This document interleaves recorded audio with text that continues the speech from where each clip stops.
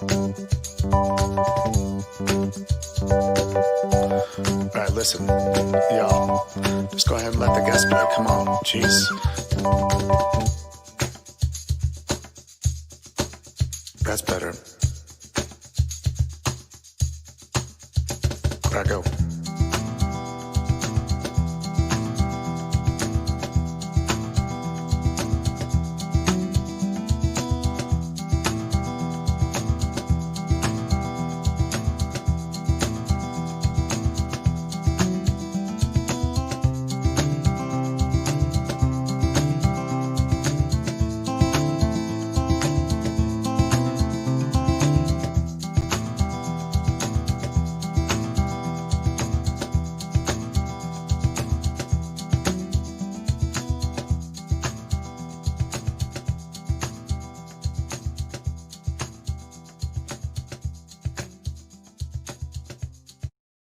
Good day, everybody. Buenos dias, buenas noches, wherever you may be. This is the Latino Slant. My name is Paulie.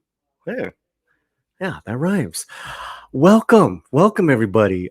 Special Slant show. We're usually live every Thursday evening, but Thursday evening is Christmas Eve this week, so we pushed it back. We pushed it forward a couple of days, and we have a very special guest. And very first, I want to thank everyone that is here for the first time. And if you're here for the first time, what's cool about the interactive YouTube page is that you can chat with us in the live chat anytime. So at any time, please let us know how you feel about the show, what we're doing, and all that fun stuff. I also want to welcome, we just got a nice bump of, I would say, 25 to 30 new subscribers in the past couple of days. So thank you if you guys are here for the first time. Again, this is the Latino Slant. And no, we do not speak for the entire Latino community, but by golly, if it kills me, I'm going to cover every aspect of the of our culture.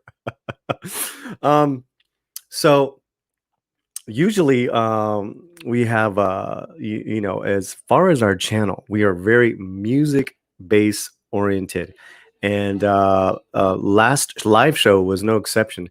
And I want to play you a little music so we can get you in the mood. Let's get in the Latino Slant mood, shall we?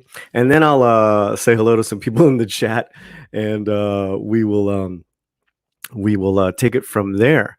All right, let's share this screen. Don't forget to share audio, Paulie, because you are a boomer, and we want to get these moments right. So what we have here is a live performance by Eduardo Fajardo, Edo. He hails from Austin, Texas. Incredible singer-songwriter. We just reviewed his album, The Consequentialist. I'm editing that as we speak. Should be out by next week. I asked him to pick an old time Christmas song and to redo it for our Christmas show. And last week he had this for us, and I wanted to play and share with you guys. So here we go. This is Edo with Bleak Midwinter, and there's also going to be a little commentary. So check it out, and we'll I'll be here right with you along the way. Come on, yo. Yeah. Slant. Yeah, but it's the unplugged version. I don't know. I think it's the unplugged version. So this unplugged version is also by Edo. Our Latino Slant theme song is by Eduardo. He's incredibly talented, like I told you before. So this is our Just go ahead and let the guest weekly show theme song that he redid. That's better. That's Nina Diaz. She hails from Austin, Texas as well. And she did a couple of live songs for us last week. Andy Vargas, the lead singer of Santana. And he is, I'll make an announcement about Andy in a second. And we're going to go to this Christmas song right now. And thank you guys for all you newcomers for subscribing.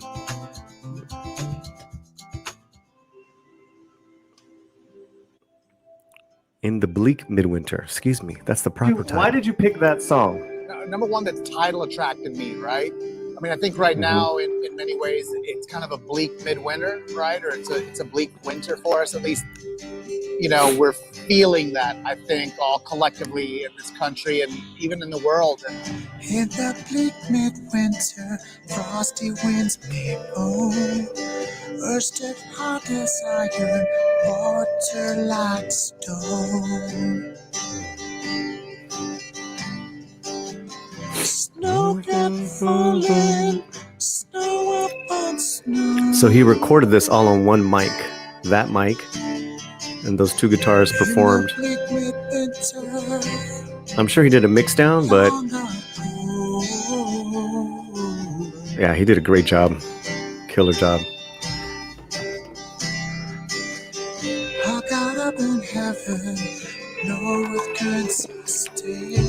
Please take this link in the description below, share it, Twitter, Instagram, y todo. We're Latino Slant is on all platforms as far as our presence. So,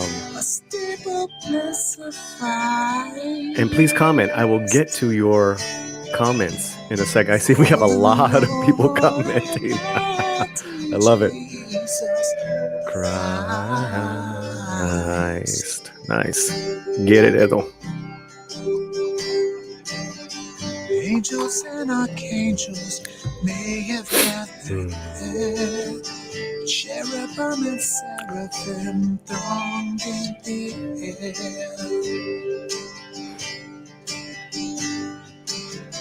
But only his mother in her pagan bliss worship the beloved with a kiss. I think the title is apt. You know, it's a poem written in 1897 by Christina Rossetti that was interpreted by Gustav Arlov in 1907. Kind of, you know, it's kind of like this beautiful carol, Christmas carol, as far as the choir is concerned. And I just thought it was stunning, and it's stark, and it's a departure from your typical happy-go-lucky, you know, Merry Christmas song. Can I give her?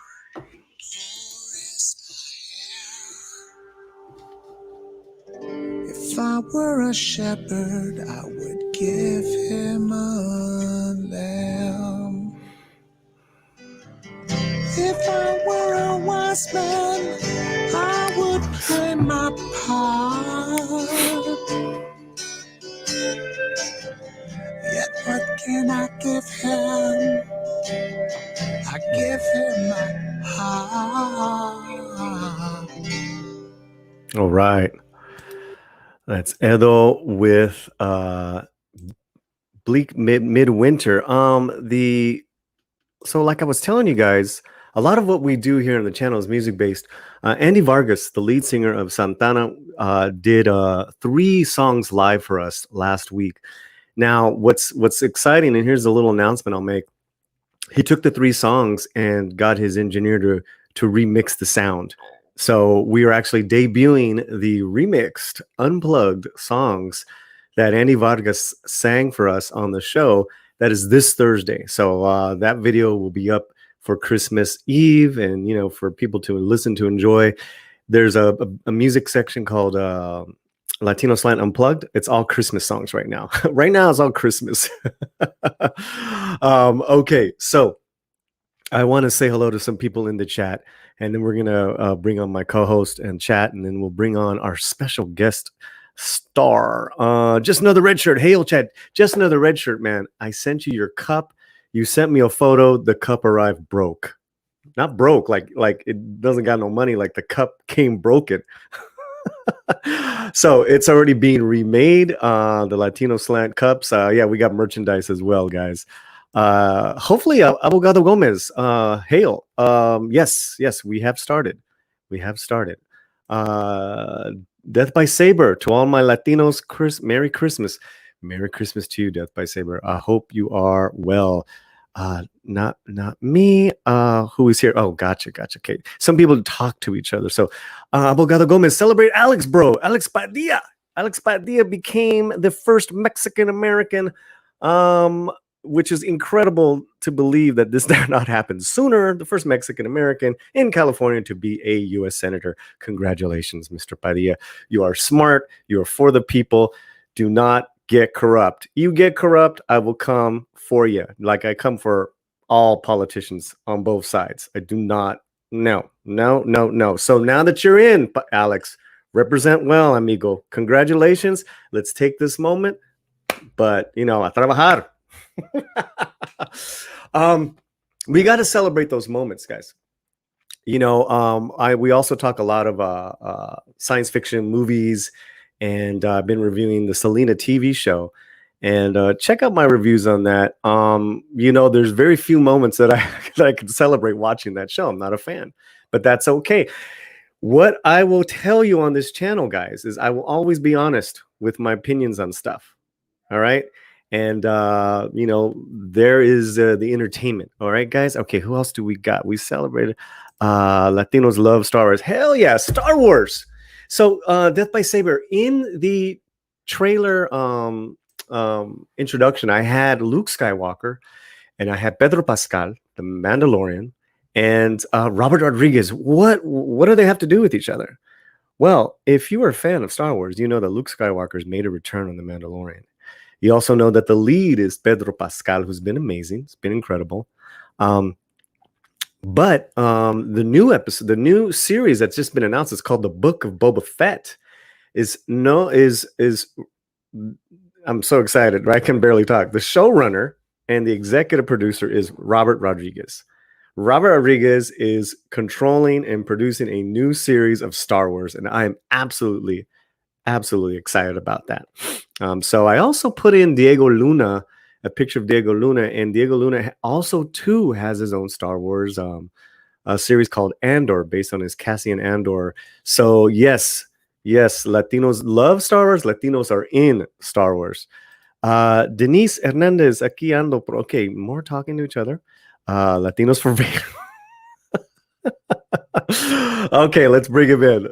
Tio Jesse is here, so we're gonna bring the Tio in. Hey, brother, you excited? I am excited. This is an amazing day. Alex Padilla, I will tell you, besides being a strong Dodger fan, so that gives him good cred already. He is actually. You just made a division. You just made a division, bro. I know I did. But the Angel fans suck, so that's all that matters. So who cares? What about Northern California? He represents the state now, hombre. Oh, I know he does, but he's from LA. His parents came from Mexico. They fell in love here. It's an amazing story. And damn it, if he doesn't make us all proud, like you said, Paul, we'll all go out there and go, ah! But he will, man. He's a great guy. Him and Javier Castellanos are two of the greatest Latino politicians around that we've had in a long time. So it's a good deal. And not to slide any of the other politicians. But we got to celebrate the victories. For sure. We got absolutely, bro. Absolutely. But you know where I'm coming from with politicians in general. Por favor, man. It's like we've had our share of not so great, but these guys, great. But great. you know, and I get the knee-jerk reaction when media, the first Latinx senator. People are like, why has it got to be that? Why can't he just be a good senator? It's like, well, we want to celebrate, because the man is actually qualified. We want a qualified person. More than qualified. I think he I mean, look at the elections we had in California, right? We had CB Lopez is here. He's not paying for any rounds. I know that, man. He will not pay for a round. Tio Jesse calling out. I challenge Mr. Lopez. Dude, he just subbed. You don't want to get an unsubscribe. Oh, I know. Oh, he did he? Oh, okay. That man's a genius. I want to say his visual eye is amazing. Especially at a bar. He's amazing. I don't even know who we're talking about. Leslie Quinn is here. Hello, Leslie Quinn. Leslie Quinn, raise your hand, girl. Raise your hand. Yeah, I'm here. And what is you? Are you a little guy or a little boy? What is that? I can't tell. Because Leslie's like Tracy or Renee.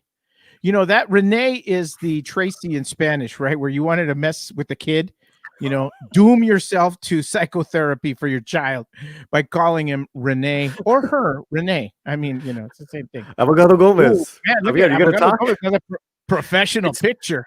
Hey, Wow. Abogado Gomez. It's called like show, the showtime. I can't just bring up the special guest right away, hombre. I know you got to like milk it. And by the way, you spelled Javier's last name wrong. Did you know that? No, where? Oh yeah, it's Castellanos, not Ooh, Castellanos. should we take that off? The Castellano family is Italian. That's Should we take this off? Is that like rude? Well, I don't know. At this point, yeah. At this point, I think he's already realized that you spelled his last name incorrectly. He's like cursing in the back room. Why are you cursing, hombre? Did you tell him that this is like a non-blue show? A non-blue show? What do you mean? Yeah, we can't cuss. Oh no. We can cuss. It's a combination of stuff. Then we get taken off the. I'm messing with him. He's probably in the back. Fucking Jesse. Fucking Jesse.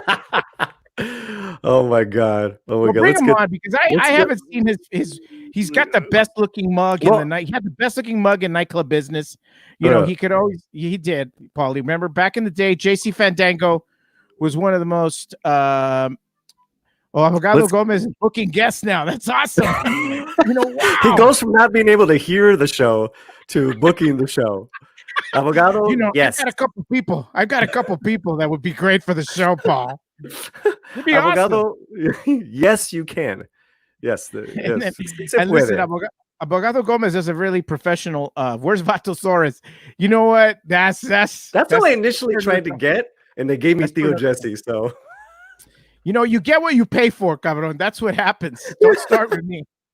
Oh my god! I'm working under. Wait, you know what? I'm going to call Abogado Gomez to get some representation here because I'm working less than SAG here. So Abogado Gomez, I need representation. Hey, death by saber. Death by saber. That's right. Yeah, I represent Latinos for Vader. Latinos for Vader. Yeah. Wow. Nico Hueso is the vato. Oh, mira. Wait, and then he misspelled Javier's last name too. Come on. I don't feel that bad. Abogado. I know. At least you went to law school. Paulie didn't go to law school. That was from the Benjamin Franklin School of Law. Hey, I went to Cal State LA, vato. Golden Eagle. No. I'm saying Abogado Gomez. I'm saying Abogado Gomez. What's up with Saber trying to like Mexican Vader? Darth Vader's Mexican. You know what? Yeah. I think that's just a hint. This is the way. This is the way.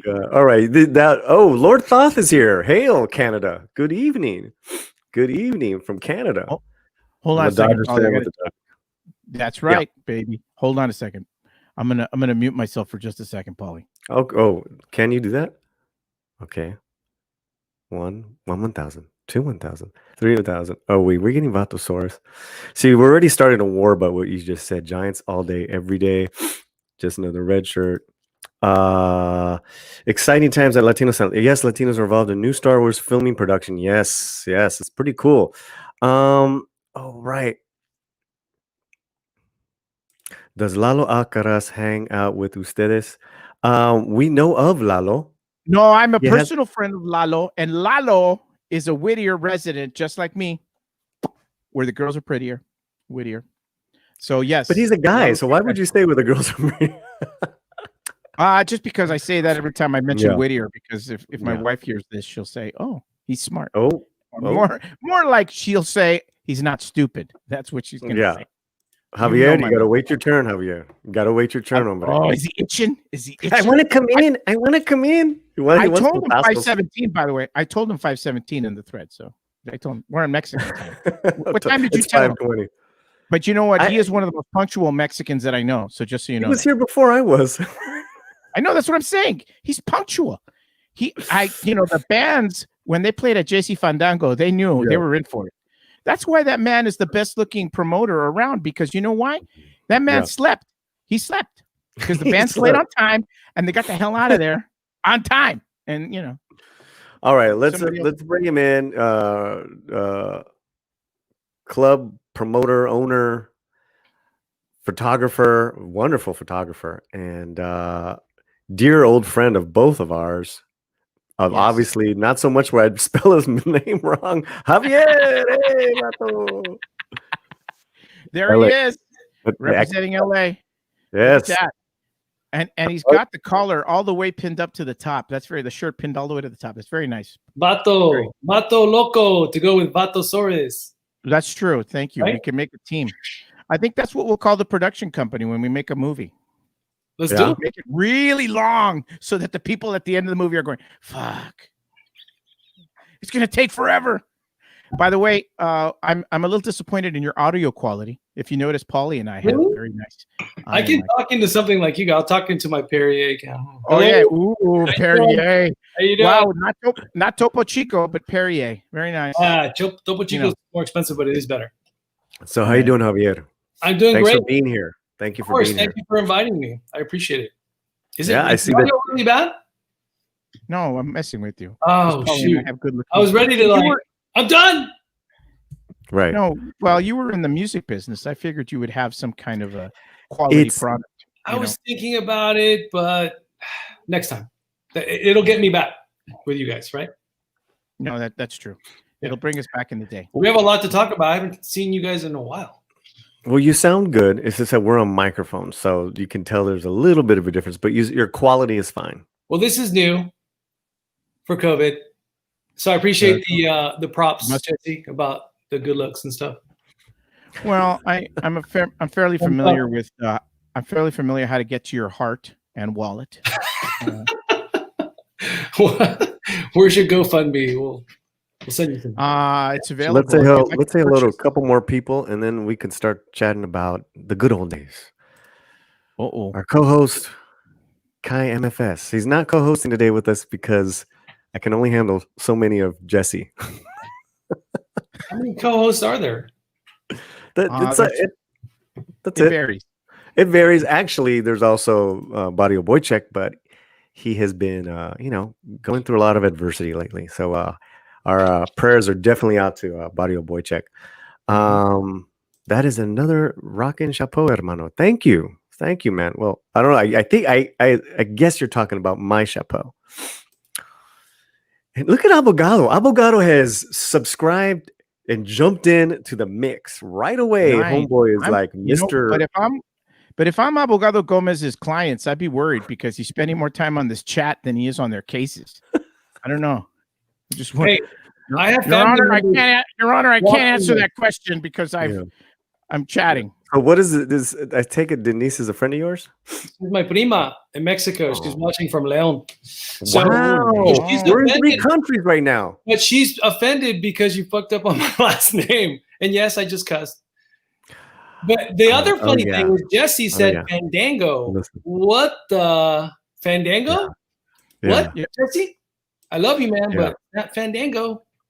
Wow. Chicano, what do you want me to tell you? I'm a Chicano. I'm a worse Chicano than Jesse. Actually, I'm a better Chicano than Jesse. I'm such a pocho Chicano that I turned your name into Italian. So I so apologize. Denise. Hold on. We're all pochos here. It's okay.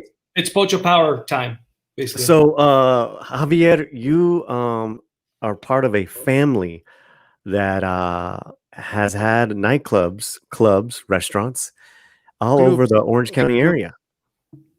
Yes. And so let's why don't we start from the Instagram page that you shared with us. I'll make sure to put the audio. Do I really want to go in chats? Oops. I'm not sure if you want to go into your chats, Paulie. Yeah, there we go. Okay. Who are we looking at here? So that's my dad, the one that did the sandwich hair, and my mom. And that is the grand opening of JC on September 16th, 1986. So this became a legendary nightclub in Orange County in Southern California. Bands eventually from all over the world came to perform at your spot.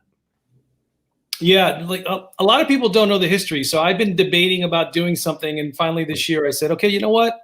I'm going to start educating people of just the history because it's actually a huge amount of talent that we brought, starting with tropical music, salsa, merengue, there's otro sólido. And then later on, we started booking rock en español bands and it blew up.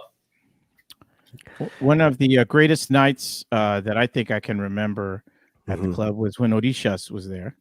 Oh, yeah. I got video of that.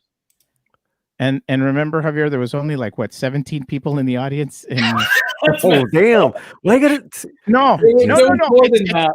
There was more than that. Okay, 35. Say he doesn't that. know Fandango, and he doesn't know account. Sorry, 35 people. I was at that show too, but no. The most important thing was that it was, even though there was less than a stellar sellout, it was probably one of the best shows I've ever seen in my life. Yeah. Well, here's one of my favorite acts. Really, in the early '90s, I had the pleasure. I started writing for LA Weekly, and I wrote about Maldita Vecindad a few times. And this is Pacho. Is that his name? I forgot the lead singer's name. Oh my god! No, I think Pacho's the guy with the. It's Rocco. Rocco. Rocco, pero you mixed them up. Rocco is the lead singer. Shit. Now I'm fucking. Pacho's a drummer. No. And saxo. No. Okay, we're all messed up here. Who is Pacho? Are you thinking? No. Let's change. Another artist. Why? No, I want to correct me. It's all right. No. Well, I mean, Rocco is the lead singer. Sax is right there in the picture. Saxo, right? Not saxo. It's sax. But there's never been a band that played JC that blew up that place like Maldita. And if you saw that that documentary on Netflix, they did focus on the beginning of how it kind of blew up. They're one of the candidates, very underrated, but they blew my place apart. I mean, we're talking just a killer slam pit, killer mosh pit. Always beautiful to work with Maldita. Okay. I mean, I could go on. But there's other. So artists. who was the band the drummer? I swear to God, his name is Pacho. I'm gonna look it up. You're wrong. I don't think Pacho's even a name. You had Rocco. There was Rocco, Aldo, Pato, Sax, Pato's a guitarist, and Lobito. Same thing, man. Lobito's like in it for Lupita. Okay, I got Rocco, Pato, Aldo, Pacho. Pacho on drums. Pacho on drums. There he is, right there, dude. What'd you say? So screw you guys. Screw you guys. Huh? I got it right. Pacho, No. Pacho. Denise. Jose Luis Paredes. Look at it. No, you're wrong. Wrong. It's not Pacho. It's Pacho. It is Pacho. It's Jose both. Luis Paredes. Jose Luis Paredes. There we go. Here we go. Okay, let's go to another artist. Let's talk about. What? Hold on, all right? Because you've questioned. This is the rabbit hole. Look at right here. You're right. Pacho is the drummer. That's what I said. The drummer's name is Pacho. It's not Pacho. That's Pancho. Pacho. No, there's no N, dude. Oh, okay. Now we're moving on. My prima put Pancho. My prima's right. Your prima is not correct. It's Pacho. Not? You looked it up on Wiki, but I remember talking to Pacho years ago. Much love, Denise. Let's move on. Awesome. That's awesome. I mean, I usually talk to Rocco and Pato. So there you go. Okay, so if I can read real quick, Paulie is listen to me. I never say Paulie's right about anything. But if you go to Wiki, Jose Luis Paredes Pacho is a Mexican musician, researcher, writer, and cultural advocate. He is the founder of blah, blah, blah, blah, blah, founding member of Maldita Vecindad y Los Hijos del Quinto Patio. There you go. Drummer. A band we all love very much. How about that? Absolutely. Okay. We can agree upon that. Okay, what is next? What other photo from here? You should get the photo from El Tri should be highlighted because Alex Lora, one of the nicest guy that's ever performed at JC. One of the worst voices in all of rock and roll. Oh, wow. This is a running joke with Javier and I. Whoa. Alex is really El Tri is the Rolling Stones of rock en español. How could you say that, man? I know that's up. You just desgraciado. I don't even know the Tio. I don't know who that is. You just disgraced. Alex Lora, aquí estamos cabrones. Well, it's not about the voice. It's like punk rock. Do you criticize punk rock because of voice? No. No, of course not. So it's about, it's a compliment that I just about gave him. how he interacts with. He's so freaking funny. He's so energetic. He's so, even at his older age now, that I guess we are older, but he's just a great performer. People love him because he's humble to the core. I'll tell you a quick story because I think people will appreciate this. When we had him at the club, I went backstage and he was, I'm not kidding you, he wasn't in the backstage like in the camerino room. He was on the floor right in front of the office. I kid you not. He was right on the floor and he was just sitting there by himself. And I was like, wow. So I said, look, agradecido de tenerte aquí en JC Fandango. And I was, just very, very humbled to have him there. And he's like, Javier, me encantó el lugar y tenías el lugar súper controlado because El Tri has been known to tear up places like big time. So I was scared. I had canine dogs at that place. Really? Yeah, but to get a compliment from Alex Lora, the king of rock, basically from Mexico, it was an honor. It was awesome. But he's a really, really, really cool guy. Really sweet, humble. Probably one of the most humble artists I ever had at a club. Is he humble? Humble. He's like humble pie. He's like humble pie. He's humble Mexican pie. That's what he is. Remember, Javier, that video we shot in that theater in Maywood? What was the band? Yeah. Very cool.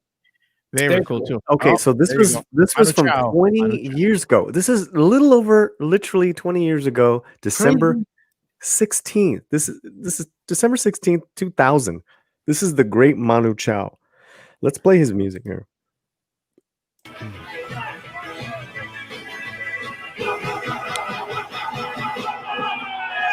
Javier, how long did that show go for? Did he do one of his 3-hour shows? I have three cassettes. I was telling Paulie that I recorded the whole concert. I had the whole concert on video. Oh wow! The whole concert on video. I remember. Okay, so he was famous for those 3-hour. Just and I'm going to start releasing some pieces of that concert. That's part of educating the people and showing them some of the content that I had that I never released. What you're seeing there on Instagram for the _JC Fandango on Instagram, never been seen before by anybody. So for my audience that doesn't know these artists, okay, think of Manu Chao as the premier musical troubadour, the world music version of Bruce Springsteen, but here's an interesting reggae. I would agree with you 100% on that. Those shows, 3-hour shows, he had the audience in the palm of his hand. I remember his bass player was just fierce. He had a band from all over the world. I mean, it was truly a great experience to go to. I've seen him all over the country. So the story I have was there. I was there, bro. I was there. And for whatever reason, right? The only money or currency I had, because I suppose Javier got me in for free, but the only currency I had was a checkbook at the time. I had a checkbook. What the? And as you know, Manu Chao has some badass merchandise. Those T-shirts are colorful or amazing. I still have some. So I go to the merch table guy, and this long hair, talk about Alex Lora, this long haired dude that looks like an Alex Lora roadie. He looks, I got a checkbook, right? He looks at me, he looks at the checkbook. He's very nice, and he says, "I don't believe in that science fiction." That was awesome, man. I'm like, I want a shirt. So let me tell you a quick fact that's really interesting. Yeah. He only played 2 shows. Manu Chao played 2 shows when he came to JC. He played the Palace first, and then he played JC. That's the only 2 shows he did as a solo artist. And 10 years later, he was one of the headliners at Coachella. Yeah, man. I was both shows. And I think the funny thing is that your show sweat factor was way higher than because it doesn't have a high ceiling, but there was my segue to you to describe why it was great to see shows. Well, it was great, because it was a more intimate venue. It's a lower ceiling. You felt the way it was designed. It was because the stage was in a corner. Not only did we as fans, but the artists felt like they were closer to theirs, which they were. Mhm. So it definitely gave it a special feeling when you saw a show there. With that being said, I have a really good story. Well, let me say this about the JC show. Most diverse crowd I ever had. I had people from all over the world there, from all over Europe, you name it. Like almost every country was represented from Mano Chao because he really covered international. But the story I have was actually at the Palace for Mano Chao. I invited John Avila, the great John Avila. Ooh, from Boingo Boingo? Yeah, so the great John Avila, because at that time we were working on some projects, and he's a good friend. And I said, "Do you want to go to Mano Chao?" He's like, "Yeah." So we went to go see Mano Chao. On the way out of Mano Chao, which was a great show at the Palace, we see the guitarist from No Doubt, and so John was like, should I say something to him? Whatever. And so he does, and he says, "What's the bass player's name from No Doubt?" Oh, Tony. Tony. So he's like, Pacho. "I know His name's Tony." Pacho. He goes, "Where's Tony?" And the guitarist from No Doubt said he's gonna be at Spaceland because Weezer's doing a surprise show. So after watching Mano Chao, we get into his old classic Porsche and drive to Spaceland. And as soon as we get in, Weezer takes the stage. Nice. Now this is I'm with the bass player of Boingo Boingo, which I was at their farewell show in Universal. I'm with the bass player from Boingo Boingo, which I'm a huge fan. Just saw Mano Chao. See the guitarist from No Doubt. He gives us a tip about going to Spaceland, and we see Weezer at Spaceland, which is, if you don't know, Spaceland's like a really small little venue. Yeah. So guys, we venue. have an audience that does not know. Like, so be descriptive, guys. Okay. Spaceland is a box. Spaceland is a box inside. Well, of a box. it was because it's not open anymore. Yes, thank you.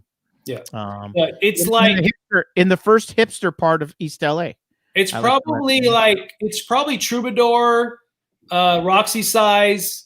Maybe no, it's a little smaller than those two venues, and both those venues are like 500 capacity. I would say Spaceline was like 350, so it was infinite. The Mint was Martini Lounge was a little bit bigger than Spaceland, right? Yeah. So guys, we have over 20. We got 20 people watching. We got 17 likes. Let's hit the like button. Let's share it, guys. We're here joined by Javier and Tio Jesse.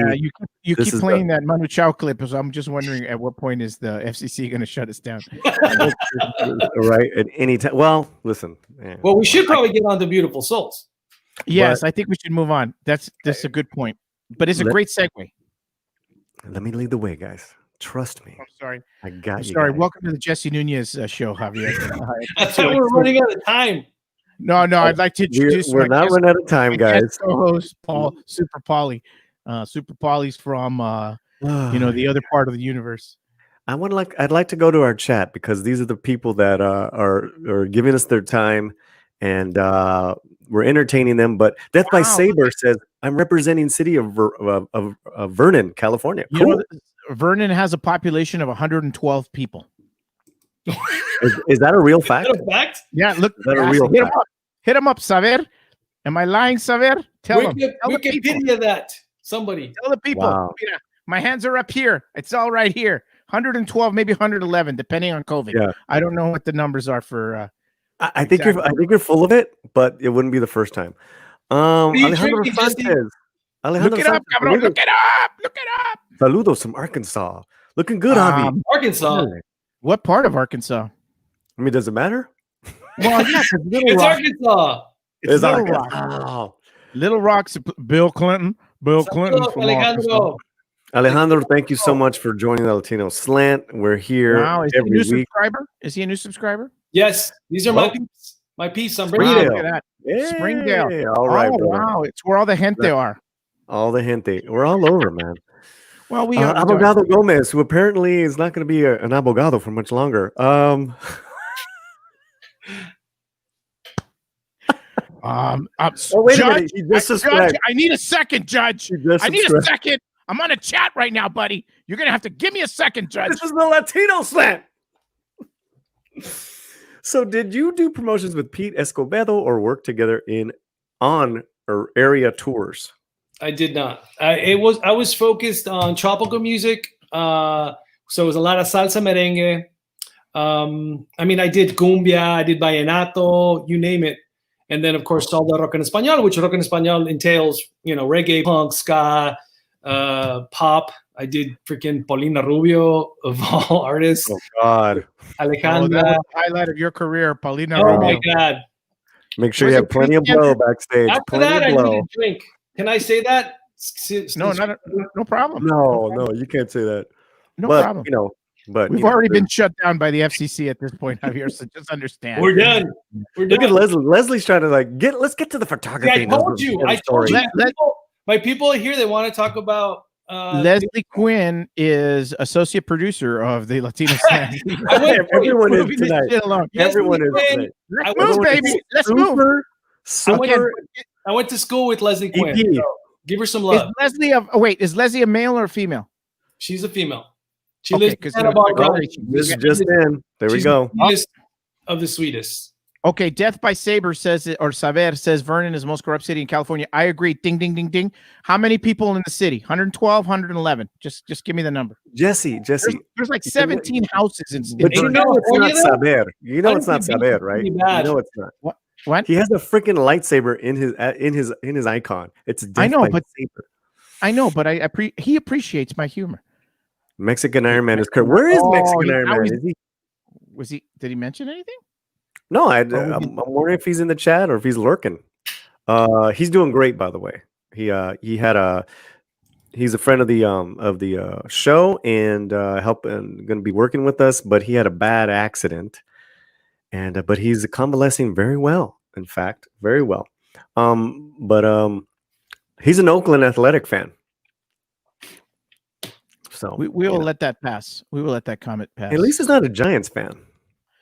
Yeah, that's true. Giants fan. Isn't Abogado a Giant fan? Ontario. We're going to start naming off cities. Ontario. Hey, okay, everyone in the chat right now, just name off a city. Springdale. Vernon. Ontario. Anaheim. No, the artist would say Anaheim. Oh, that. The artists, like a lot of the artists from Mexico, Argentina, from Spain, they would say Anaheim. Buenas noches, Anaheim. It's freaking funny.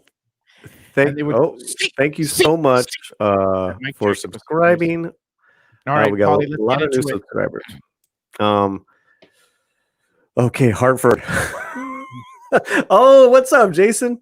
What's up, buddy? This Jason is the other half of what used to be Spiga Shoe Show with our boy Giovanni Blanco. Giovanni. Yeah, that's Jason. Yeah, Giovanni's probably watching, right? Giovanni was on the show, and we're going to play one of Giovanni's Christmas songs in a little while. Nice. Yes, after I leave, but Oh, damn. Vernon, but hey, but that's where Raza gets torn up doing packing work. Because Farmer John is located in the city of Vernon. I think someone's got to do that work. I think some people are tripping because we haven't even talked about photography, and it says in their photography exhibit. Just saying. I'm just saying. My last name is spelled wrong, and it says photography. You know what? Sorry, we're waiting. We're waiting for Mr. Castellanos to show up so we can start. Yeah. Who is that guy? Who is that guy? Fucking Italians. They're always late to everything. Here I was trying to deal with my troubles with Jesse. Who knew I had to deal with Javier Castellanos? Good times, man. He's a great member of the Italian soccer team. Okay, so one of the reasons why I asked Javier to come on the show was his stunning photography in the year that is 2020, because nothing important happened this year. Nothing. Nada. Worldwide pandemic, political unrest, the Dodgers winning. Yeah. Lakers. Lakers. Lakers get out of here. Expect the Lakers to win. So let's go. Let's go to your work, fine sir. Wait. Can we ask? Let's wait before we do that. Let's ask Javier why he. Are you asking me a question? Oh, thank you. I'm going to ask you a question. Hold on to your seat, buddy. This is a good one. Hold on to those nalgas that you have. No! Hold on. I think people want to know why, because we all knew you as a nightclub impresario, yes. And then you became, but you really, your work as an artist really flourished. And I want to know about that transition. I think people would like to know about how it is that you transitioned from was probably a hobby to something now that is an art that you're developing as your art. That's a great question, my friend. So it really came from working with the family, because the multiple restaurant nightclubs that we ran, I worked with immigrants. I mean, on top of that, both of my parents were Mexican immigrants. My dad from Guadalajara, my mom from Zacatecas. And so I, was hearing towards the end of 2016, some negative chat about immigrants. And I was like, no. So I decided to start taking pictures of immigrants just to tell their stories, just to basically say something positive, since there was a lot of negative. And as I started doing that, it actually grew into something bigger than I expected. So, my buddy Gustavo from at one time OC Weekly picked up my photography and said he wanted something, and I didn't realize it was for a cover photo essay.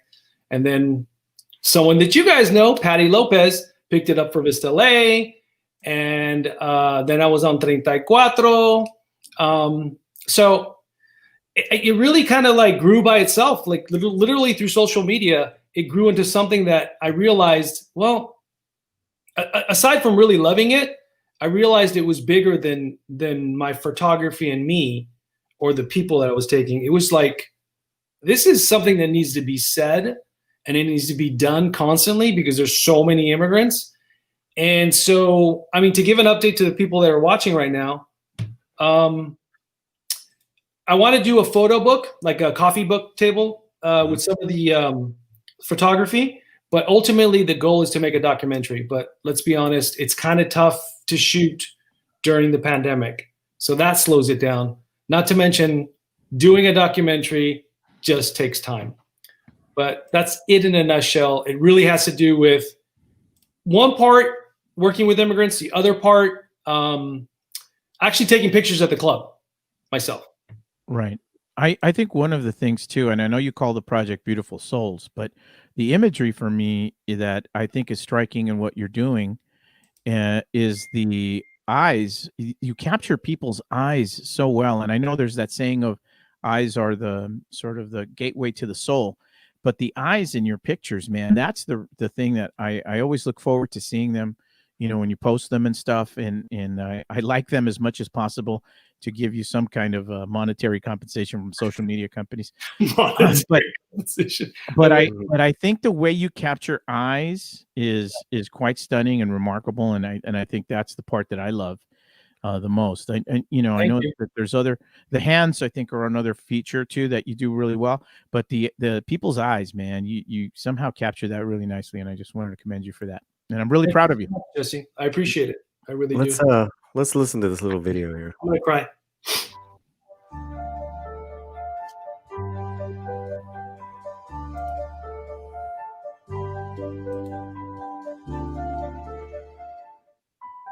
So did you shoot this on a digital camera? So yeah, I have a digital cinema camera.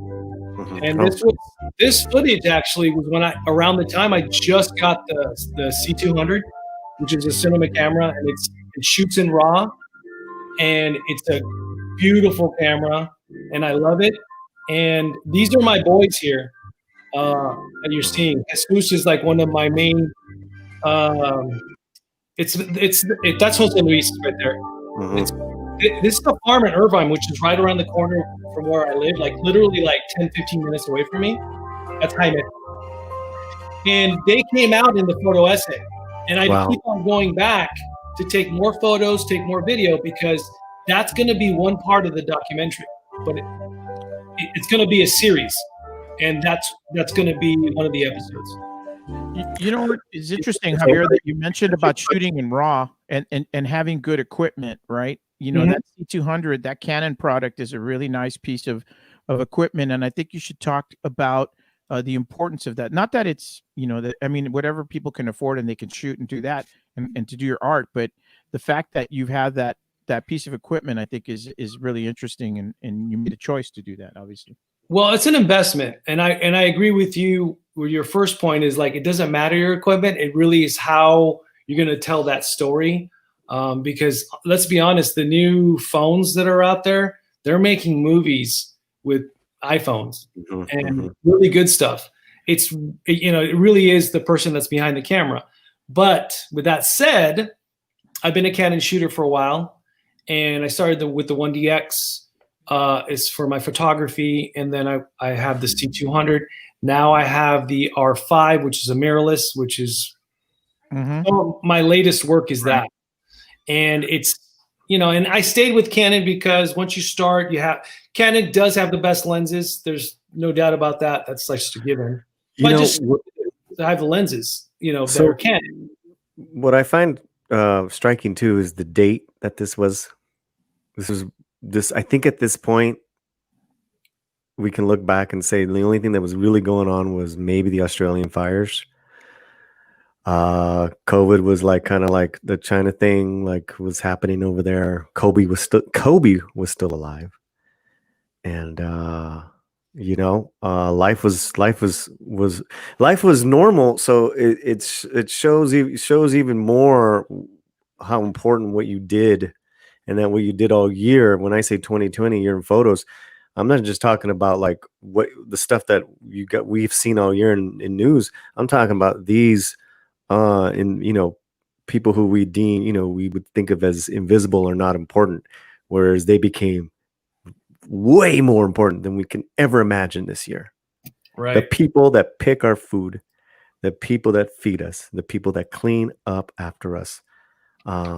So yeah, that's why I was like, "Can you please come on and let's do this?" Well, I greatly appreciate it because I think this is something that I don't even think it has an end, even though because there's so many. Like I've traveled, and so I have people in different states of this country because I've traveled for trade shows, and right now I'm not traveling because for obvious reasons. But they're all over the country.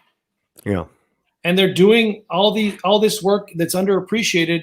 And I've had some people, there's some people on social media that say certain comments like, "Why don't you focus on doctors or lawyers or these higher end immigrants?" And I said, because the immigrants I'm covering don't have a voice. A doctor, a dentist, a lawyer, they have a voice. They're in a different position. These people.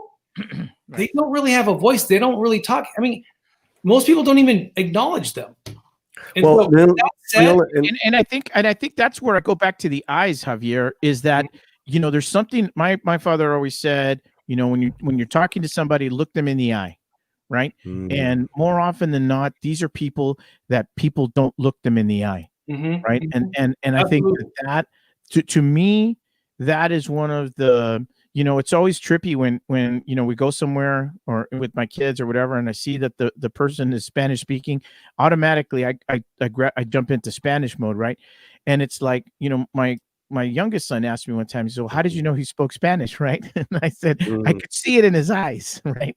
And so it's one of those things is that you see how many times they struggle with the language. They're trying to make it out here. And I always see my parents, in these folks. Right. And I think that's the thing, man, that's why I think the you capturing eyes in such a stark way really gets to me. And I think the great part of this is like when you're talking about the traveling is that, yeah, man, we're everywhere. High birth rates and low infant mortality rates means that we're going to win. And I think you would have, but all kidding aside is that it doesn't matter. Think of all those people from Guerrero that are in Manhattan, right? You went from like one of the hottest places on earth to one of the coldest places in the winter. And why? Because you're trying to make a better life for your children. And a lot of people from Puebla, New York, because they're in the kitchen. Anthony Bourdain would be, one of the persons that talks about that. Sure. But tell us about this woman. I appreciate you mentioning your parents because it really is. It starts with my parents and what they taught me. And I'll tell you this, not to give too much because I won't for the documentary. I got to leave some stuff for the documentary, but I will say this. when you speak to somebody in their own language in this country, their eyes light up. And that is the key to connecting with the people that I photograph. Is I speak to them in their own language, and I do it in a way where they're not going to necessarily be too apprehensive, which many times they are, and I have to convince them like I'm one of the good guys. I'm not migra. I'm not trying to do anything negative, and I explain to them. But I've learned to be able to approach them in a certain way and explain to them what I'm doing.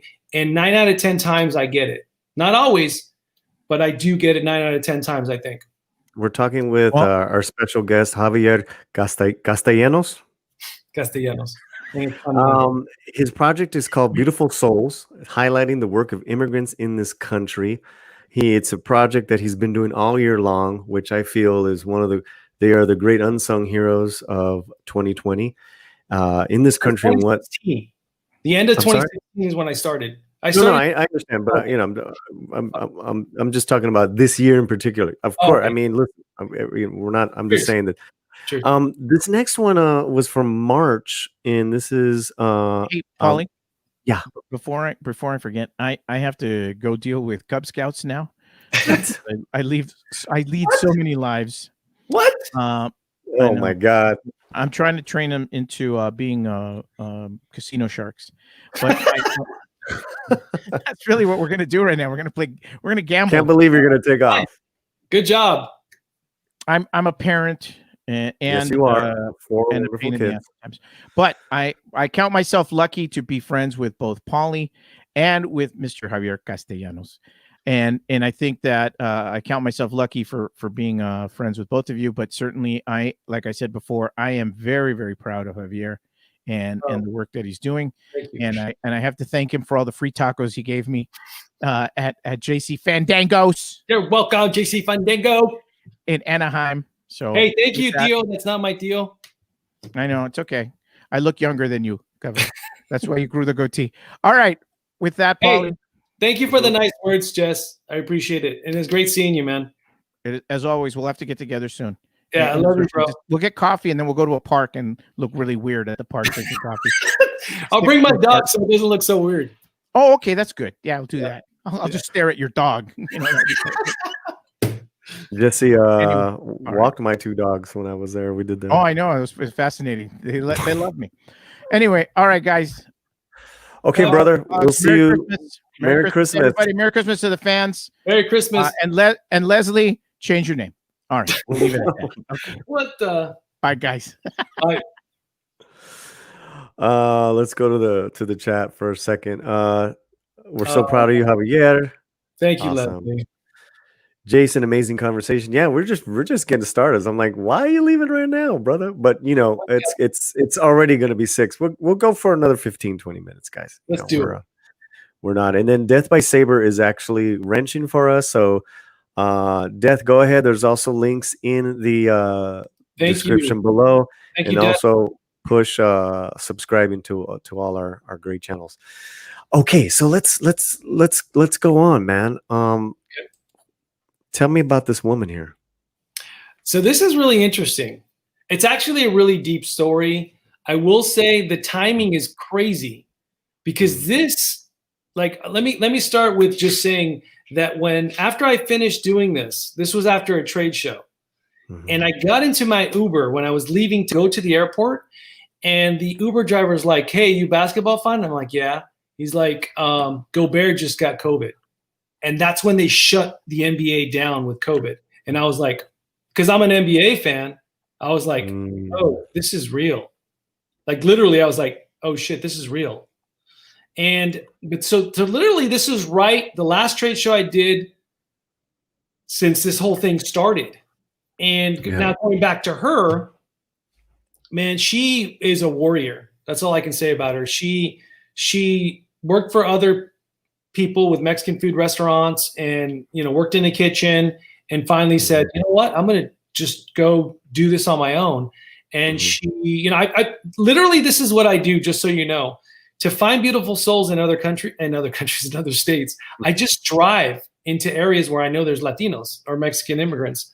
And I found the truck. They had a taco truck, and I had to convince her. Wow. And I got her story, and her story was a powerful story of a family that's struggling, trying to make ends meet. They have a child that is special needs, and it's very costly because he's special needs and has a lot of health issues. A very touching story, but was kind enough to share the story with me. And it's the type of stories that I come across all the time. Okay, so now we're in COVID. This is now April 29th. And during this time for us, we were, doing the, first 2 weeks, 2 weeks became a month. This is Orlando, is an essential worker. Video. I think if you click to the next, is there? Yeah, there it is. Oh, no, I'm sorry. That's Cheech and Chong. That's a different screen. Well, it makes sense to have Cheech and Chong. No, there's a video that I made of Orlando. It should be in there. Can you scroll a little bit? Oh, yeah, there it is. Okay, here we go. All right, let's do some video. His job is important. Some might say essential. During these difficult times, we all need a little fix. What does Orlando make, you ask? Let me show you his magic. Oh, wow. That's essential, right?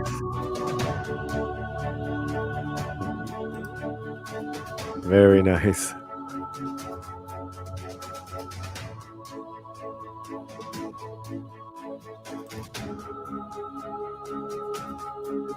Looks good, right? No, these donuts are amazing. Let's just say quarantine has been pretty tasty.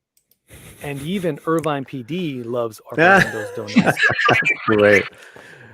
Orlando's originally from Santa Rosa, Guatemala. With over 23 plus years baking experience, my new amigo knows his donuts. He worked for Winchell's Donuts for 10 years and has been at this donut shop in Orange County, California for 13 years. I asked Orlando if the pandemic had affected him.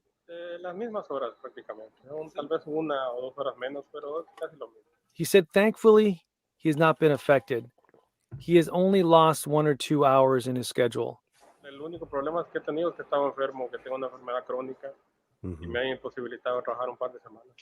His struggle is with his health.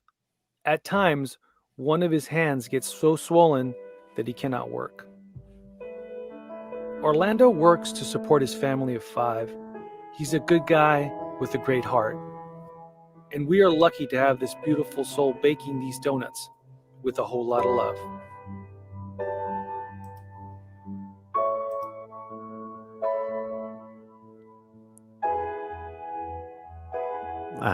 Directed by.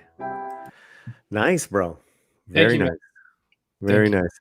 Have you kept up with him?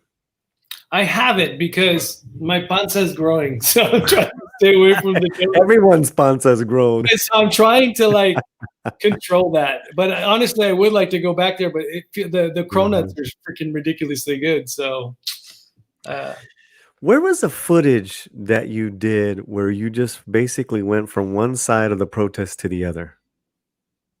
Is that on Facebook? That might not be on Instagram. I think it's just because I think it was a Facebook Live. It was Facebook Live. It was pretty. That was pretty. You know why I loved it so much is that you didn't say anything. Yeah, because it wasn't up for me to say anything. It was really for people. I was it was documenting what was going on, and it let people decide what they want to decide. But so of course, interesting. Middle of the year, we all know what happened. Mm-hmm. And like I said, guys, I really loved Javier's video on the protests on both sides. Mm-hmm. But moving forward, let's talk about another inmigrante or an essential worker. The guy, let me see. What's another good one? Scroll down. Okay. This was also see the flowers right here. Yeah, go on that one. I'm not sure if that's the full video, but. On this spring afternoon, the plan was to capture these beautiful flowers just outside of Los Angeles.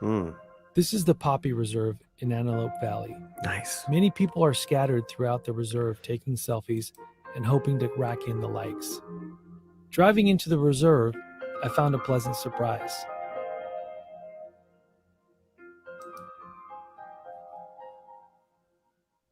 So there's more. That's okay, like gotcha. That's like the teaser. Yeah, teaser. What was great about that, similar to the donut one, was I wasn't going.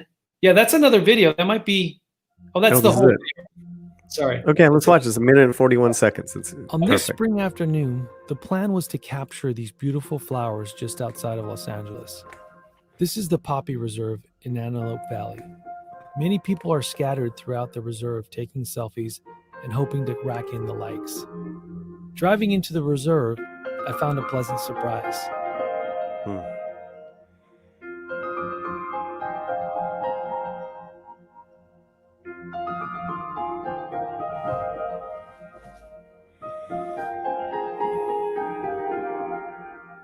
This is Armando. You will usually find him in the middle of the City of Angels, but on this windy Saturday afternoon, he set up right in the middle of the bloom. Serving up a magical fruit mix of watermelon, pineapple, and coconut with a splash of lime, salt, and chili powder. A refreshing treat for the social media mob. It is a family operation with his wife serving up street dogs right next to him. Armando is originally from Puebla, Mexico, a city with a rich culinary history. He's been living in the U.S. for 12 years and has a family of 5. They live in El Sereno, a neighborhood in central Los Angeles. I filmed this in the beginning of the pandemic. Armando has been in business for over 5 years, but he said it's been a struggle during these times since he's not always able to sell on the streets of LA. Wow. I sent people to YouTube. Yeah, we'll Death by Saber will get your YouTube page. Go to Roaming Bear Films. On this spring afternoon, correct? Right. Roaming Bear Films on Instagram, and you and well, YouTube. right now actually the link is to you and to this. But I'll change it back to the YouTube. Yeah, well, Roaming Death by Saber, go check out his YouTube page, see if we can get that link up. All right, who else have we got? Oh, go down. No, too far. This is really good. Right there. The lady and there's a blue shirt right there next to the dog. Okay. That just came out on Aaron and his mother. They make an awesome team. Their story is a classic example of why you should never give up. There are opportunities out there and good people willing to help. It's absolutely beautiful to watch them work together while never forgetting to play.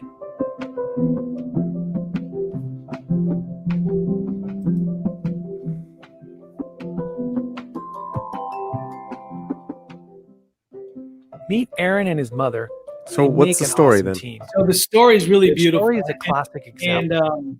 And a friend of mine from high school told me about it, and she knew that was like right down my alley. So I went the same day she told me, or the next day she told me about it. I went down to what part of LA? It was in LA, and I documented them for like probably multiple days. Well, it's a little kid that this family was homeless for a little while, and the little kid thought about selling plants, and I'm not sure how he got the idea, but they were selling plants to be able to survive because the mom had lost her job. She was a single mom, and the story just kind of blew up on social media, and people just started, arriving, supporting, buying plants from this family. And it's gotten to the point where they got out of a shack they were living in and got their own place. And just this week, or just a few days ago, Will Smith did a story on them, and they contacted me to use this exact same footage that you're watching for the Will Smith Snapchat story about Aaron's Gardens. Super sweet kid, great kid, and a great story. And let's see, ABC used my footage, not this footage, but some other footage. NBC used my footage. Telemundo used my footage. And I think even Univision was going to use my footage. And it's just like stories like that I love to cover because it's so touching. Mm-hmm. What do we got next? Because I want to finish with with obviously the mariachi people. Okay. What about this lady right here? Oh, so she This is is. in September. Yeah, this was. This is actually kind of funny. This was on my birthday. I posted this in September, but I literally was on my birthday. I went to LA and went to go get Sonora Town, which is like one of my favorite Mexican food restaurants in LA. And then after that, I went somewhere else. I didn't even plan on it, but anyways, I don't know why we went to the Grove area. She does housekeeping at the Grove, and on my birthday, I captured her. And it was one of those things where the people that I come across, I don't even plan on capturing them half the time. Like when I went to the Bloom to capture those flowers, I wasn't going to do Beautiful Souls. It just so happens that there was someone selling fruit there that I was like, okay, well, I got my camera. That is the same thing happened here. I was actually celebrating my birthday with my family, and I was like, I need to capture her. And yeah, I didn't get her full story, but at the very least, I just wanted to capture some photos. I did get some video of her, and just a sweet lady that is helping keep the Grove, clean. So, for people that know what the Grove is, the Grove is part of Farmers Market, which you can see her. You can see her. She's actually an employee of Farmers Market. Which is LA's oldest, I guess open farmers market, and then it's connected to the Grove, which is kind of like really kind of like trendy outdoor walking mall, and even has a trolley car, and it has some very expensive store outlets there. And you'll see a lot of film people filming there. I think E was filming there, Mario Lopez, for a long time, almost every day. So the juxtaposed, right, of this woman and what she does, as opposed to what she sees and where she's at. That's pretty insane, man. Yes, and I mean, I've always, for me, capturing Reina, or because they keep our the world we live in clean. Like a dishwasher, to me, those are the type of jobs that always go unrecognized, and so I do gravitate to those type of jobs. But with that being said, I once was a dishwasher working with my family, and so I was there watching. I was an immigrant. I was a pocho that was born in Santa Monica, California. But my dad taught me the importance of learning from the bottom up. And that is a part of my story and a part of what I'm going to be telling in my documentary work of why I appreciate the work of immigrants. Yeah, she is. Death by Saber also wants to know where's the Fruta dude located, so I can give him a blue Dodger hat. That would be great. So he's not usually in the Bloom. It's only that short season, Right. But he's usually in El Sereno. I'm not even sure myself. I kind of wanted to go. I'm in Orange County, but I wanted to go to see if I could find him somewhere in Sereno. And with that being said, I just remembered I have his phone number, so I could probably just. So at the beginning, I didn't do it, but now I make it a habit. If they allow me to, I get their contact information if I want to get more on their story, if I want to, maybe do something more serious on the documentary side. Let's go to one more before we finish with the El Mariachi. That picture of the hands? To me, that's golden. It's just a picture, but look at those hands. Oh, man. Yeah. Wow. To me, that tells a story. And These are the hands of Jesus, a farm worker in Orange County, California. Farm workers like Jesus are some of the most essential workers in the country. Jesus. So Jesus is my buddy. He's going to be one of the characters in my documentary work. And he was the one that came out on the cover of OC Weekly for my photo essay. And he's he's the person in terms of a beautiful soul that I've covered the most.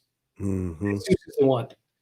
I just recently took a ride with them from their home to the farm to cover that ride, and that's going to be something that's going to come out in the documentary. What's his name again? Jesus.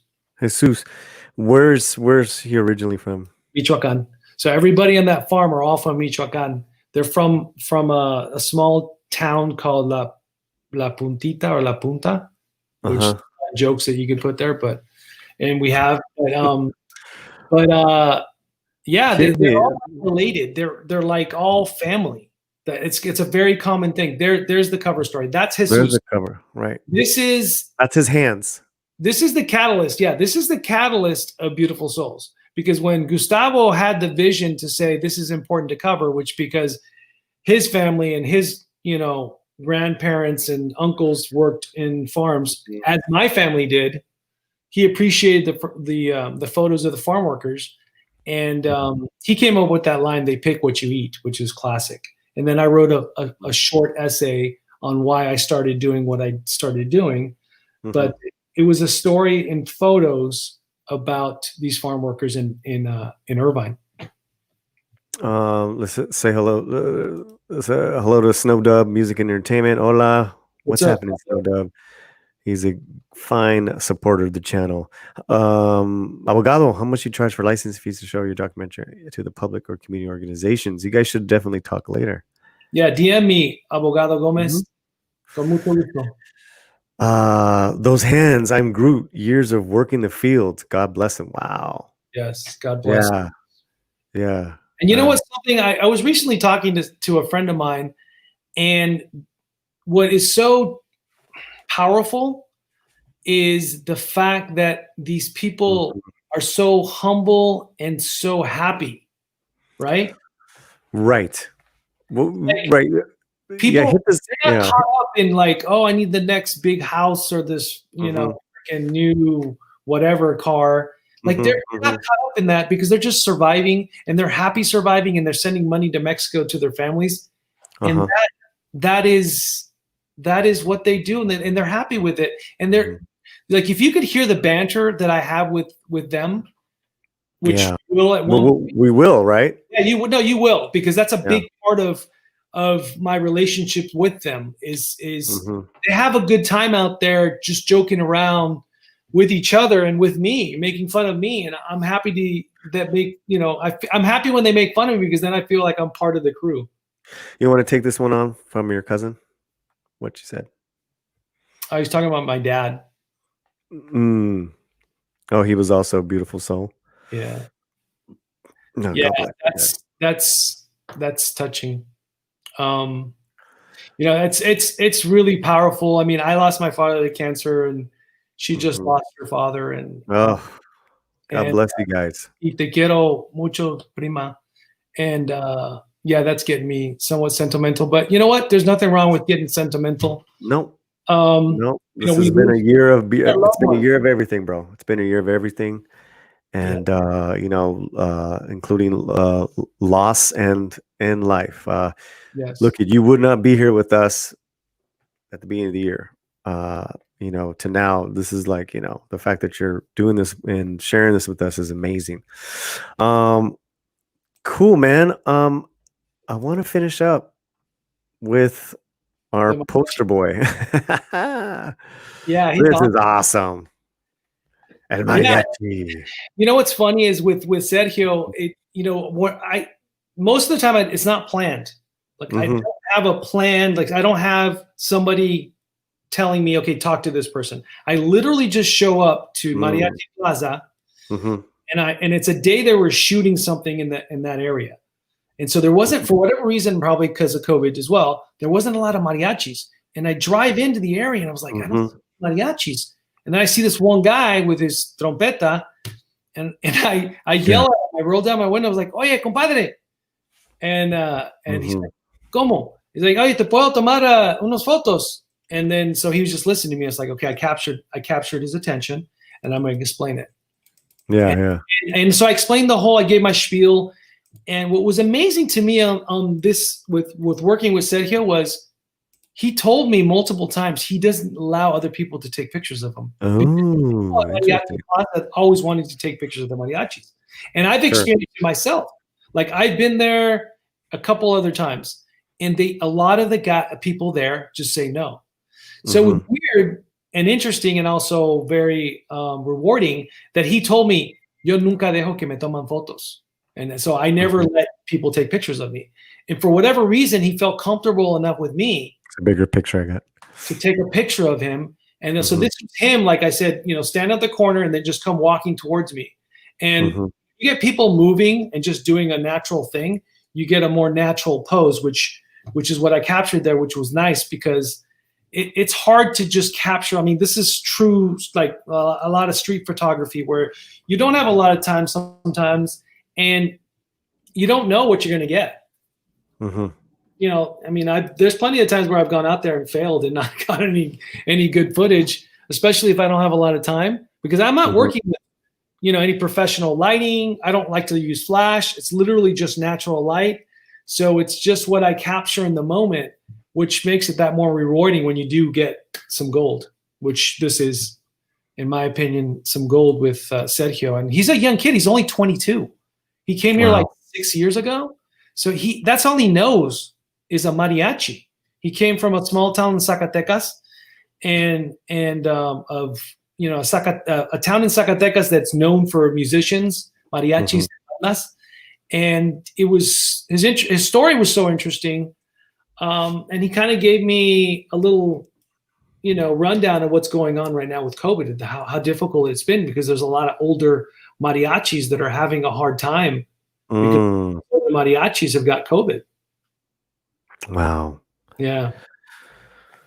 Dang. Yeah. Of course, his outfit is amazing. And this is Mariachi Plaza in Boyle Heights, guys. So right behind him, you can see a little bit, but that's downtown LA looking west. There's a lot in that. It's one of my favorite corners in Los Angeles. Period. Really? Oh yeah, this corner. Yeah. Oh my God, yeah. What I love about that picture is there's so much going on really in the frame. Like you're seeing so much going on. Street, it's so street that and Sergio right there is he did a good job of just walking towards me, not really looking towards the camera and just casually walking towards me. So I mean, it's one of those things as a photographer, you're like, oh yeah, I got it. I got him just being natural, not posing, not being uncomfortable. This picture is great. It reminds me of Antonio Banderas going to take down a drug cartel. Well, that's something special about the mariachi, right? Right. It's almost, you can't put your finger on it a lot of times. I mean, of course, it's important to our culture, and they represent a lot, but they're the image of a mariachi is so powerful. And it's not just to the Mexican population; it's international. Yeah, it is. It really. I mean, and it is because we talked about let me. The gringos appreciate the mariachi, right? Just like they love our food, right? They love good Mexican food because it's some of the best food in the world. They appreciate a good mariachi. They know what it's genuine. And he's like a genuine mariachi. Like he grew up. That's what he knows. That's all he knows. That's why I need to go back and get more of his story. I have his phone number and I'm going to visit him again. And he said he was going to connect me with some other people. So, that's another powerful story, I think, especially because it kind of goes back to where we come from in music. Yeah. The connection there, and particularly with my audience too, is, we connect with music, films. So when, people like from Canada or England that tap onto the Latino slant, they know Robert Rodriguez, they know Al Mariachi, they know Blood In, Blood Out, they know, mariachi music. And of course they know Mexican food. But yeah, surrealism. time is a place. Abogado is like on it tonight. He's on fire. He's on fire. Gracias, Abogado. Got some great new subscribers tonight, and I thank you, Javier, for that. Well. Great story. So many to go. Keep on capturing. So, and the great Clobbering Times has joined us. Thank you, my brother, Clobbering Times. He just had his Christmas party, and he is one of the, we need to, we need to bring you back, Javier, and go on to Clobbering Times, and we'll just talk action figures and toys. But I'll just do one. Before you do that, okay, yeah, go ahead. Check this out, Clobbering Times. This is Giant Robot. This guy is very special because he's a Japanese-made action figure that was made by Marmot, a Japanese toy maker. And if you look on the bottom, I don't think you'll be able to see. You can. So Marmot is a Japanese toy maker that gave these away at some show, I think. And the reason this guy's so special to me is because I grew up watching Giant Robot. It was a little kid that controlled this robot with his watch. And I thought as a kid, wow, I want to have a robot I can control with my watch. It's a rare action figure that's like my prized. I don't even know if it was in a box, but either way, it's still rare. Well, the fact that you have that and you've connected it to what Mike Castellanos says, we have the entire Johnny Sacco series on iTunes. Oh, there you go. That's my sobrino. Oh, where's Michael living at? Mike, I'm in Irvine. They are in Orange. So he's a good kid, man. They're all good kids.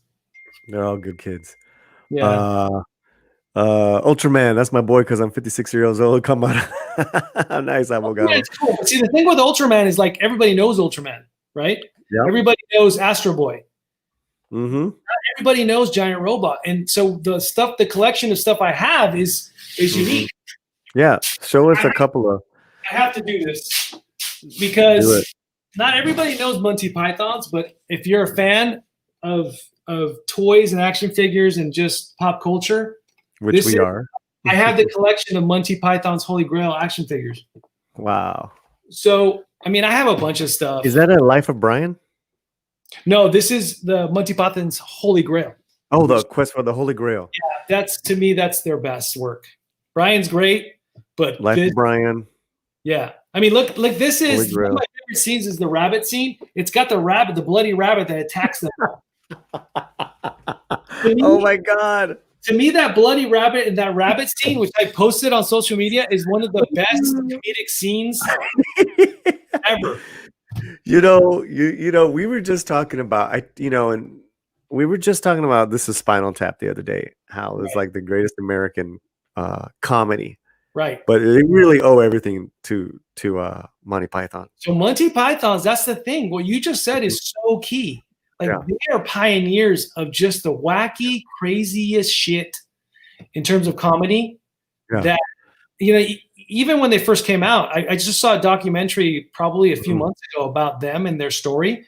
And everybody was just like, what the hell is this? But they blew up because no one else was like that. Yeah, yeah. Here's Coraline on the darker side. Who else you got? Who is this? Coraline. Yeah. You ever watch that movie? Stop motion? That's Tim Burton? Yep. I think. Can always tell it's a Tim Burton, CB Lopez congratulates you there, CB Lopez. Love you, man. Yeah. And then Bone. What's up, Bone? Who's Bone? Awesome, man. You just got here. We've had an incredible talk with you went from promoter and club owner to documentarian and filmmaker and an amazing photographer, Javier. This has been a great show. Thank you so much, man. Dude, thank you so much for inviting me. I really greatly appreciate the opportunity and connecting with your fans, because I know your fans not necessarily would be connected with me. And now, some of them will be connected. So the whole idea as an artist is to reach as many people as you can. So especially if you have a message, and I do have a message. So I appreciate it, man. Well, we, you know, as opposed to fans, I like to call them the, you know, part of the familia, part of our community, and part of the chat. It's growing, and we just added some more people. I think we're like 455. I mean, it's beautiful. And Yeah. Death by Saber says, I have an idea. You can go take pictures of mariachis holding lightsabers. I own 10 FX lightsaber replicas. That would be amazing, dude. Okay. All right. Dude. I'm for ideas. Let's do it. No, Death by Saber is a homie. He's a dude. He's a bigger Dodger fan than I am. So Maybe? Then yeah, I like he's got video of him in Lasorda. Oh, Justin really? Turner. Oh, dude, we got to get on. We got to get on hey, Death by Saber. Let's get on a stream where we just talk Dodgers and photography and have good times. Yes, absolutely. Congratulations, Javier. Wonderful work, EP. So, I just want to wrap it up. You know, again, thanking you. And thank you to all the great new people that have come on by. One of my thorns or triggers is, you know, when the majority or, you know, the community, not our community, I'm just saying in general, when they uses immigrants as scapegoats, horrible jokes, and you really lose. And look, I'm all for tasteless jokes every night, you know. I mean, but I think when you're talking about a community of people that are so vulnerable to begin with, that I don't mind comedy. I just don't want people to forget that these are human beings. And I think that's the first thing that happens when we are in hard times, or we ourselves feel a little, don't feel so great about what's going on, is that we kind of pick on an easy group to pick on. And, my mother's family, they're all seasonal farm workers, and I'm talking going 100 years back. Right. We're going to talk, like at least I can tell you, going 100 years back, my great grandfather and his dad. It's in our blood. It's part of our culture. And, I saw your photos, man, and I wanted to bring you on, besides knowing you and the music connection. Well, I appreciate it, man. I think one of the things that I'd like to leave people with, people that know me probably know I preach, is I would like my photography and my doc work to create more empathy in the world, and for people to have more empathy. And it's not just towards immigrants. Let's be honest. We need to be more empathetic to people in general. Amen. And be more open and understand other people's situations and walk in their shoes. I chose immigrants for my own personal reasons, because of my family, my parents, the people I worked with. But this world would be a more beautiful place if we were more empathetic to each other. And that's my message. It's a great message, and it's a great message for the season. Let's not forget, guys, it is Christmas. It is New Year's coming up. The solstice just happened yesterday with the two planets, so it's a great time to say a prayer and really find some peace. I think it's when we're at our most serene that we're able to help other people out, man. And I loved your work, bro. Absolutely. One last thing, let me say, I will think, along with the empathy, I do feel like if you have an opportunity and you come across these beautiful souls and you see them working somewhere, even just a kind gesture, a hello and gracias, and a nice tip. Remember your housekeepers, hotels. They live off some of those tips the same way a server or a busboy would. So tip your housekeepers. Take care of these workers, and if you can tip them. But at the very least, just acknowledge them. Trust me, if you just say gracias to them, you will see their eyes appreciate that thank you and that appreciation. Indeed. Tip your waiters and your managers and your yeah, man. Tip them all.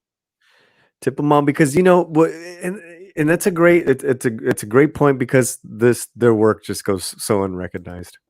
It does. It's like, it's so forgettable, like, to forget that, we have people that come up and pick up our garbage, our recycles, and then, or wherever we go, there's someone there, cleaning up after the protest, so to speak. Yeah, it's true. Your gardener, right? I mean, you name it. It goes down the line. I mean, if you really stop and think, which I have because I capture them, you have just so many people doing this hard work, and it goes underappreciated, not only financially, but no one says anything to them. Hey, Abogado, before you leave, let me make an announcement and a reminder. And if you're subscribed, guys, please make sure you hit the alert. You get the alerts of when we're going live. But I will tell you, this Thursday for Christmas Eve, we will be debuting a live performance of Andy Vargas, the lead singer from Santana. He remastered his Christmas songs that he did here live with us. So we're gonna give that to you guys, and then be sure, guys, to check out our channel. We have besides these great interviews with these fine people, we have a lot of content. Please get the word out. There is no other entity on YouTube that's doing what we're doing, how we're doing it. I put our show and our content, I put it up to anything the big timers are doing. So yeah, bro, dude, thanks so much, man. Oh, thank you, man. It was fun. I had a good time. I really did. We'll have to hang out for a second. We're gonna say goodbye to everyone with some music. Okay. You guys, Feliz Navidad. Be careful out there. Love one another. Wherever you're at, please keep your slant fuerte. Paz. All